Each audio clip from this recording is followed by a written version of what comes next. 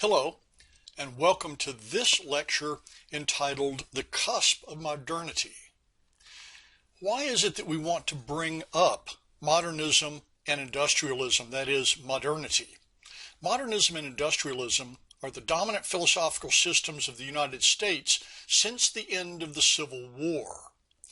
Now, modernism as we understand it began in earnest only in the 1920s as the ideas that undergird that philosophy took significant root in society.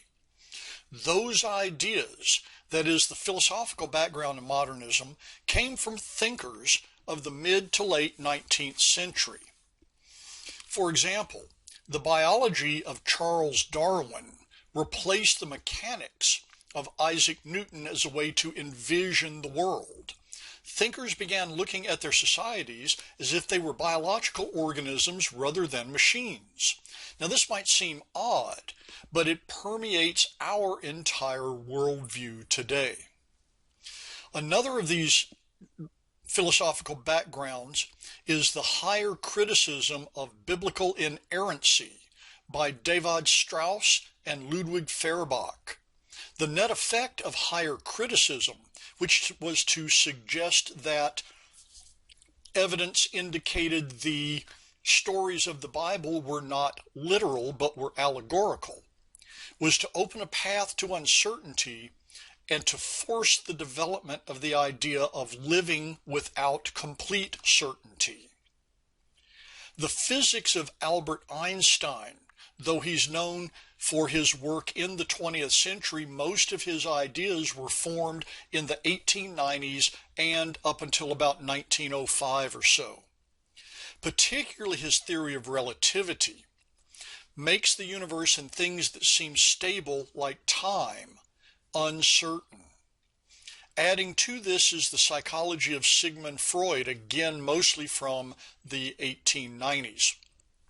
Freud introduced irrationality into our discourse and into our understanding of the world, not mystery, which was an explanation laid out by the church, but unseen irrationality, again, uncertainty. Now, it's the economics of the Gilded Age and the social reactions to those economics during the Progressive Era that undergird this shift in philosophy called modernism that was accelerated by World War I. Your author of a passage today, Steve Bruce, offers two manifestations of modernism that we will talk about in this lecture: structural changes in society and the rise of egalitarianism. Like I said, we'll look at each of these now. What are the structural changes in society that Bruce identifies as a manifestation of modernism? First is specialization. Specialization, according to Bruce, divides institutions into specialized segments. Occupations, jobs become more specialized as people become more specialized and less generalized. Commerce became the glue that bound society together, not organic position. And with commerce, communities fragmented into families, families fragmented into individuals. Another component of structural changes is what he calls societalization. This refers to higher levels of integration and communication, both of which require attention from ordinary people. That is, people in society as a whole have to take a hand in regulating it. Pre-modern empires rarely touched community life, but integrated economies of the modern era forced communities and individuals to deal directly with the so-called other. Organizations on a community-wide or nationwide scale replaced community-level organization. Let me say that again.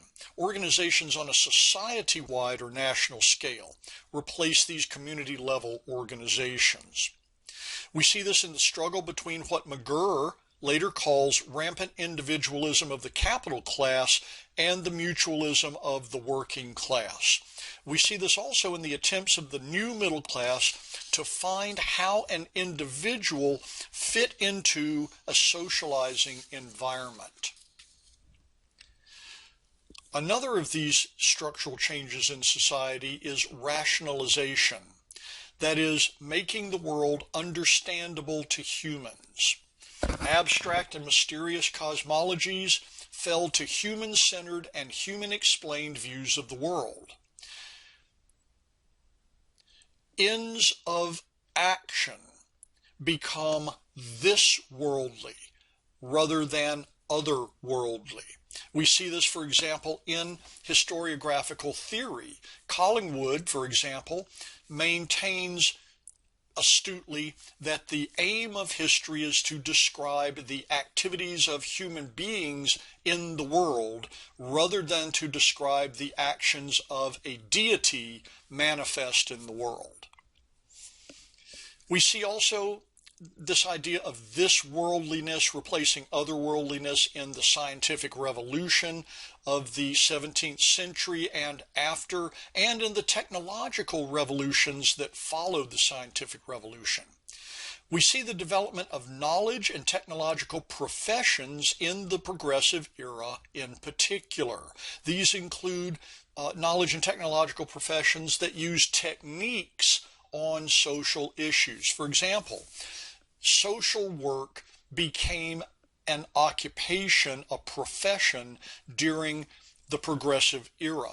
Engineering went from tinkering to research and math-based during the progressive era. Librarianship became a profession with theory and technological practices during the progressive era, and there were many, many others. The second manifestation that Bruce identifies of modernism is egalitarianism. This emerged from the fragmentation of the organic feudal order. It was part of a new radical concept of individualism that came in part from the Protestant Reformation. Individuals in this new radical concept of individualism were autonomous.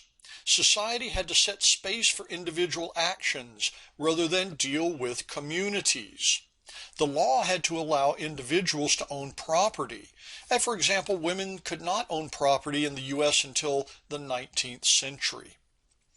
And all individuals were basically the same, with the same rights. Now, of course, this isn't what we see in the beginning. It's barely what we see now. But the long arc of history bends toward this in the modern era. We see also cultural diversity. In the U.S., this aspect of egalitarianism impacts race relations and immigrant issues. It impacts labor movements. It impacts new religions. It impacts gender relations. This too emerged from the radical individualism of the Reformation and the Enlightenment. But there was tension between this kind of cultural diversity and majoritarianism. That is, the majority of people in any particular community who felt a particular way sought to impose their will on the rest of the community. It was difficult, however, to suppress the other. Majoritarianism suppression replaced the police power of the state that in a modernizing society became restrained in law. This majoritarianism replaced those police restraints, and we see things in the early modernizing era of the Gilded Age and of the progressive era, evidenced in the rise of mob lynchings, for example. Now, to adapt to the new reality, people adopted what Bruce calls the quote-unquote practical attitude of cultural relativism that, quote, greases the wheels of social interaction, and that's from page 33 in that particular reading. This egalitarianism also manifested in gender role changes, particularly the roles and rights of women in pre-modern society or in societies that were modernizing but not yet become what we would consider to be modernist, then these societies were paternalist and patriarchal. Individualism, its political manifestation of democracy, and the imperatives of a maturing capitalism required affording women the same value and the same rights as men. Like other changes, this did not occur smoothly or easily, nor does it do so today. Now, this is just a short lecture on the concept of modernization, because the era that we're studying, U.S. history from 1877 to 1920, is on the cusp of modernity. Thus ends the lecture, and as always, thank you for your attention.